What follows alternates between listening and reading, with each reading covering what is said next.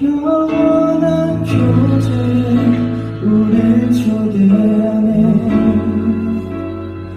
주님이 밝히신 그 나라 안에서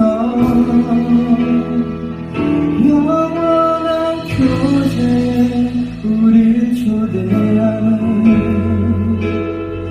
주님이 밝히신 그 나라 안에서 사랑이 찾아오지 못할 것 같던 곳, 빛이 절대 바라지 못할 것 같던 곳, 지치지 않는 그 사랑이 찾아내 밝히시네.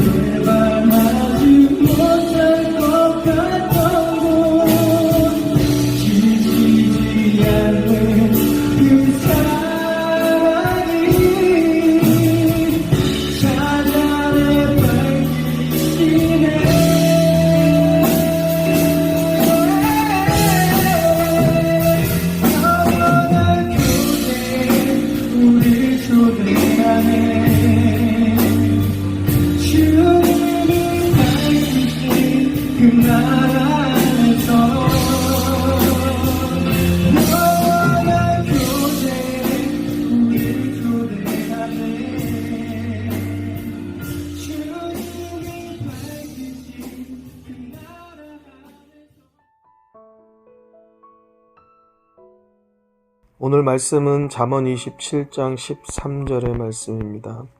타인을 위하여 보증이 된 자의 옷을 취하라. 외인들의 보증이 된 자는 그 몸을 볼모 잡힐지니라. 오늘 말씀은 간단합니다. 무분별하게 돈을 꾸는 자들에게 섣부른 보증 행위를 하지 말라라고 경고하는 내용입니다.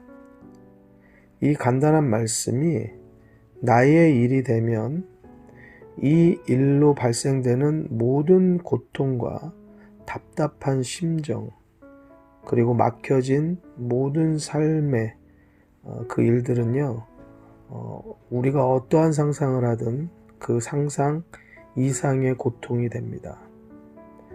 사랑하는 성도 여러분, 간단한 말씀으로 듣고 지나가지 마시고 우리 마음 가운데 새기면 큰 위험과 또 큰 고통을 피할 수 있는 귀한 길이 되는 것을 믿으시기 바랍니다.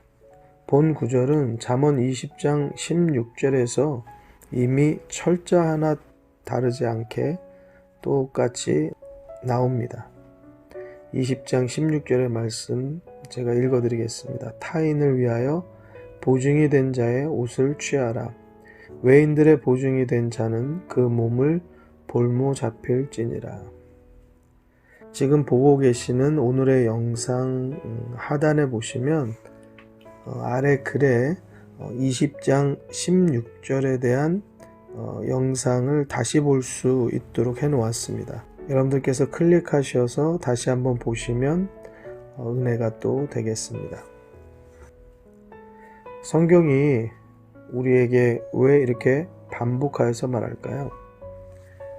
우리의 어머니들을 한번 생각해 보겠습니다. 반복하여서 하시는 말씀들이 있어요. 차 조심해라, 또 사람 조심해라, 친구를 잘 사귀어라, 버릇없이 행동하지 말아라, 말 조심해라. 우리 일상에서도 우리 어머니들이 또 우리 아버님들이 반복하는 말은 중요하기 때문에 하는 말입니다. 특별히 우리 성도님들의 입에서 반복되어지는 중요한 말, 그것이 교회 가야 한다, 예수 믿어야 한다, 하나님이 널 사랑하신다. 무엇보다도 이 말씀이 반복되고 강조되기를 간절히 바랍니다. 그것이 자녀들을 살리는 길이 되는 것입니다. 오늘 말씀이 반복되어지는 것 또한 중요하기 때문에 강조되어지는 것이지요. 결국 보증서지 말라는 경고입니다. 이 보증의 문제는 그만큼 우리의 삶을 망가뜨리는 중요한 일이 되기 때문에 그렇습니다. 사랑하는 성도 여러분, 신앙생활을 잘 하시려면 말씀, 기도, 예배 생활 다 중요하죠. 그러나 그것만 중요하게 생각하시면 안 됩니다. 교회 안에서 성도들 간의 관계들, 우리들의 삶의 태도들도 중요합니다. 특별히 교회 안에서의 보증관계, 돈거래 하시면 안 되는 것이에요. 이 일 때문에 갈라지는 교회들이 많고 또 갈라지는 성도들이 참 많이 있는 것을 보게 됩니다. 우리 교회에는 그런 일이 없겠지만 혹여라도 이런 돈 문제에 관계가 있으신 분들이 계시다면 올해 안에 정리를 하시기 바랍니다. 은행빚을 내서라도 성도들 간의 돈 거래는 정리하셔야 합니다. 그리고 다시는 성도들 간에 돈 거래할 생각 하시면 안 됩니다. 왜 그러냐 하면요. 돈 거래로 인한 문제는 돈에서만 끝나는 것이 아닙니다. 상대의 삶과 인생을 다 망가뜨리는 것이에요. 상대의 사업체를 무너뜨리기도 합니다. 상대가 평생 일구어온 모든 것을 내가 돈거래함으로 인하여서 이것을 다 망가뜨릴 수 있습니다. 상대가 보증을 서주었던, 돈을 빌려줬던 그 사람은 나한테 은인이지 않습니까? 나한테 굉장히 좋게 대해준 사람 아니겠습니까? 그런데 그 사람의 인생을 내가 망가뜨린다. 그 사람의 삶, 또 그 사람의 사업체, 그 사람의 평생에 일구어 놓은 모든 것을 망가뜨린다. 여러분, 그러면 나는 정말 못할 짓 하는 겁니다. 잘못된 일입니다. 더군다나 이 돈 문제는요, 해결이 안 되면 인생을 넘어서 그 모든 몸을 망가뜨립니다. 돈 문제 때문에 병에 걸리는 사람들도 얼마나 많은지 몰라요. 어려운 사정이 있겠죠.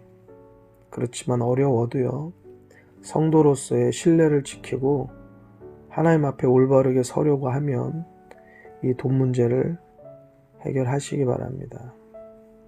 그렇게 하지 않으시면 여러분들의 모든 기도, 거기에 응답이 없습니다. 여러분들의 하는 모든 믿음 생활, 거기에 열매가 없습니다. 여러분, 정말로 주의하여서 마음에 새기십시오. 돈 문제 해결하십시오. 이것 해결하지 않으시면 사람을 쓰러뜨리고 병의 문제를 일으키고 영혼을 실족하게 하여서 교회를 떠나게 하고 믿음을 잃게 하는 일까지 발생된단 말입니다. 결국엔 내 믿음도 잃게 되고 나로 인하여서 내 가족들 또한 믿음 잃게 될 뿐더러 하나님을 욕되게 하는 일이 되고요. 상대의 영혼을 실족시키고 또 상대의 이 일들을 알고 있는 모든 가족들, 그들을 다 믿음에서 떠나게 할 수 있는 정말 핵폭탄이 터지는 것과 같은 그러한 불신의 핵폭탄이 터져버리게 되는 것이에요. 사탄은 이 일들을 우리들 삶에서 이용합니다.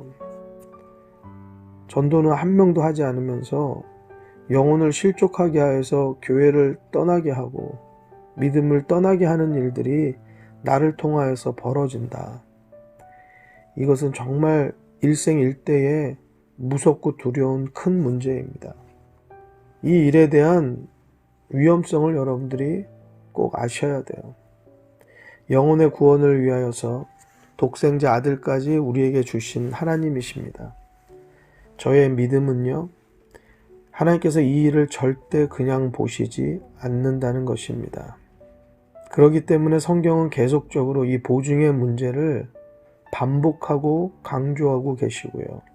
이것이 중요하다는 것을 저는 알기 때문에 우리 성도님들에게 이러한 일들이 발생하지 않도록 성경 말씀과 같이 반복하고 강조하는 것입니다. 해결할 마음이 있으면 해결할 수 있습니다. 해결할 생각을 안 하는 것이 문제인 것이에요. 우리를 위해서 그 돈을 해준 성도가 있다면 그 돈을 해준 성도는 여러분의 어려움을 어떻게든 해결해 주려고 하는 착한 마음을 가지고 한 일입니다. 대부분 가족도 모르게 누구도 모르게 하는 경우가 많습니다. 그 착한 성도는 또 재촉도 안 하고 말도 안 하고 있을 거예요. 그러니 이 일을 해결할 의지가 나에게서 이제 없어지기 시작하는 거죠. 결국 이 말은 무슨 말이냐? 그 나에게 잘해준 착한 성도를 나는 이용해 먹고 있다는 것이에요. 왜 착한 사람을 이용합니까? 왜 도와준 사람을 이용해 먹습니까? 죄 중에 죄고 악 중에 악입니다. 이러한 돈의 관계, 돈 거래 하지 않아야 합니다.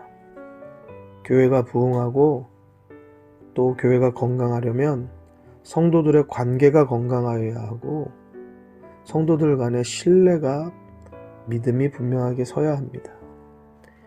이것이 서지 않고 이것이 무너지면 교회는 망가지고 부흥할 수 없으며 무너질 수밖에 없습니다. 사랑하는 성도 여러분, 우리는 하나님의 도구로 쓰임받기를 우리가 기도하는 사람들이지 않습니까?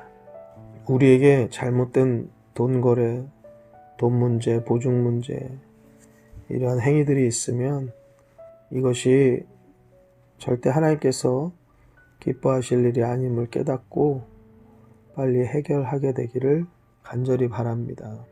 보증에 대한 말씀 우리가 한 번 더 기억해 보도록 하겠습니다. 잠언 6장 1절에서 5절 말씀입니다. 내 아들아, 내가 만일 이웃을 위하여 담보하며 타인을 위하여 보증하였으면 내 입의 말로 내가 얽혔으며 내 입의 말로 인하여 잡히게 되었느니라. 내 아들아, 내가 내 이웃의 손에 빠졌은즉 이같이 하라. 너는 곧 가서 겸손히 내 이웃에게 간구하여 스스로 구원하되 내 눈으로 잠들게 하지 말며 눈꺼풀로 감기게 하지 말고 노루가 사냥꾼의 손에서 벗어나는 것 같이 새가 그물 치는 자의 손에서 벗어나는 것 같이 스스로 구원하라. 노루가 사냥꾼의 손에서 벗어나는 것이 쉽겠습니까? 새가 그물 치는 자의 손에서 벗어나는 것, 그것이 쉽겠습니까? 그 날개짓하고 그 다리짓을 하면서 처절하게 살려고 몸부림치는 그 모습들을 생각해 보십시오. 그 사냥꾼의 손에 잡힌 노루, 그물 치는 자의 손에 잡힌 새, 그들의 모습이 바로 보증서 준 사람의 모습이라는 것이에요. 잠들 수도 없고 그저 머리를 조아려야 하고 누가 도와줄 수 있는 것도 아니고 내가 이 문제의 고통과 수렁 가운데 깊이 빠졌다라는 것이에요. 우리들이 살면서 이런 일들에 연관되지 않게 되기를 주의 이름으로 축원합니다. 또 더더군다나 바라는 것은 앞서 말씀드린 것처럼 이러한 일로 상대를 가해하는 일이 없게 되기를 간절히 바랍니다. 교회를 깨는 일, 성도들의 믿음을 깨는 일, 그런 일에 앞장서는 사람이 되어서는 안 되는 것입니다. 이것은 그 일에서만 그쳐지지 않고요.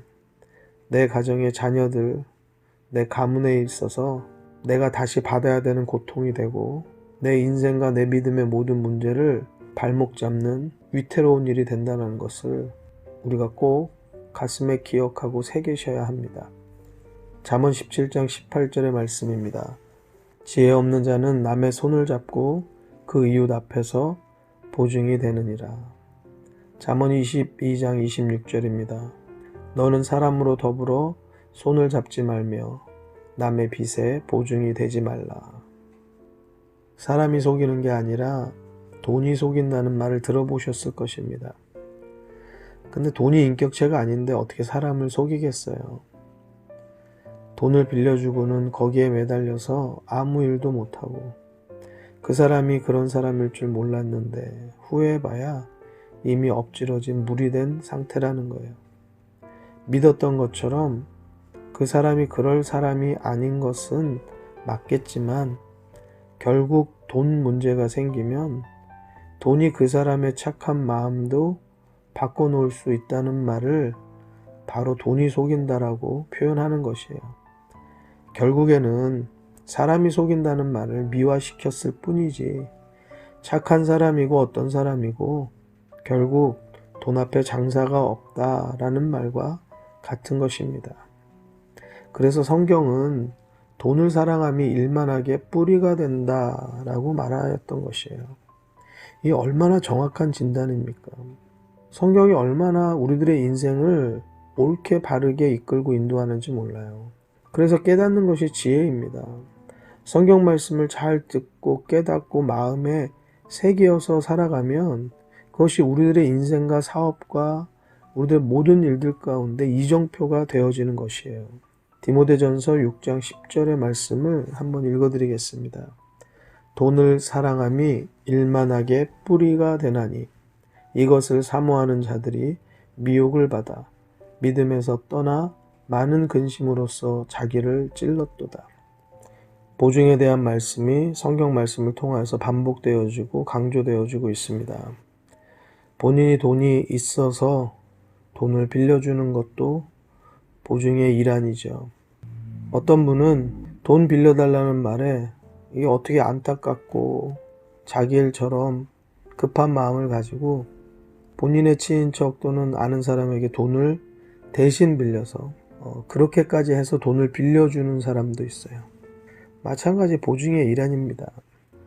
또는 빌려달라는 말에 본인이 돈이 없으니까 은행에서 대신 채무자가 되어서 돈을 빌려서 그 사람에게 주는 그러한 일도 있어요.